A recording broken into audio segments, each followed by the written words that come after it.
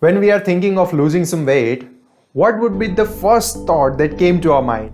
That I'll do regular exercise from tomorrow, I'll maintain my diet, and I'll stay away from the fatty food. And after that, oil, ghee, butter, cheese, everything will be eliminated from our diet. Even we will remove the malai, the fat from the milk. Correct? Well, where did this concept came to our mind?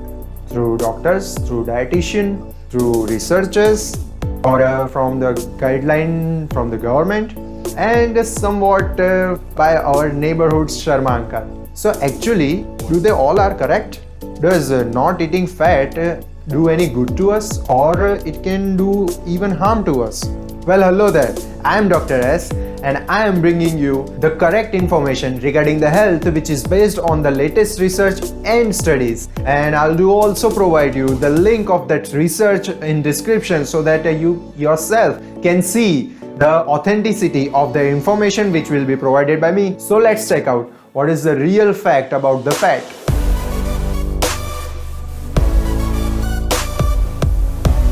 Fat is bad for health. This concept came when the government of UK published the Eat Well guide, which is derived from the FSF standard food model. And we do also believe in it because the word fat is equal and related to our fat.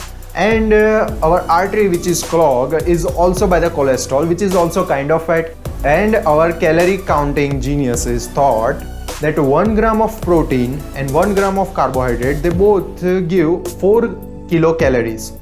And if we take a 1 gram of fat, it will give almost double, that is a 9 kilocalorie. So we thought obviously fat is bad for our health, but the truth is that the government guideline which was derived by some particular research, at that time many aspects of that research were neglected, and after that we do find out that committee members of that research actually were funded by some food industries. So the result of that research were manipulated by many points. See, one thing is that it is easy to make a fat-free or low-fat fast food, but it is quite impossible to make a sugar-free or carbohydrate-free fast food. And if some food is low in fat, then there are highly chances that it may contain twice as much of sugar and carbohydrate. So after the failure of that guideline, many new research came to light, and they are suggestive that not all the fat are actually harmful for us, and even total elimination of our dietary fat can even put us in the trouble. So these new researches are suggest us that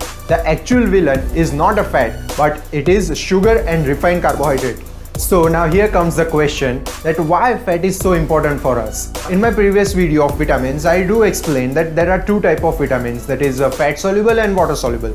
So of course the fat soluble vitamins need fat for its utilization. Secondly, there are fatty acids which are called essential fatty acids. Mainly it include omega-3 and omega-6 fatty acids.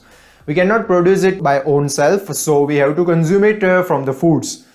It's important in maintaining of blood pressure. It also help in regulating the health of heart and our brain, and it also help in reducing the triglyceride in our blood.